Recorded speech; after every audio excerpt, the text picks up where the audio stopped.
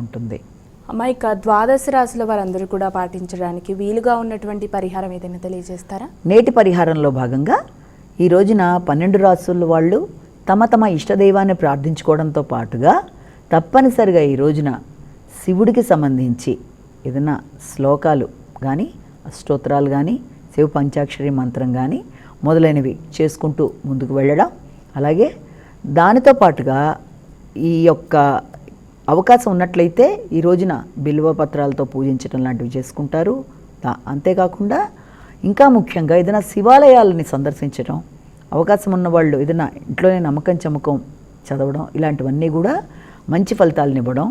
అంటే వ్యక్తికి ఆరోగ్యపరమైన అభివృద్ధి కొరకు, మానసిక సంతృప్తి కొరకు అన్ని విధాల అనుకూలతలు సిద్ధింపజేయడానికి అనుకూలం ఉన్న రోజుగా దీన్ని భావించవచ్చు. కాబట్టి తప్పనిసరిగా శివాలయ సందర్శన అనేది ఒకటి, లేనట్లయితే కనీసం శివుడికి సంబంధించిన శ్లోకాలు వినడం, అలాగే వాటికి సంబంధించి ఏదైనా మీరు చేయగలిగితే లింగాష్టకం, బిల్వాష్టకం, విశ్వనాథాష్టకం మొదలైనవన్నీ ఏదైనా మీకు నోటుకు వచ్చినట్లయితే వాటిని చేసుకున్నా కూడా చక్కటి ఫలితాలు ఇవ్వడానికి ఆస్కారం ఉందన్న విషయాన్ని ఒకటి జ్ఞాపకం పెట్టుకోవాలి.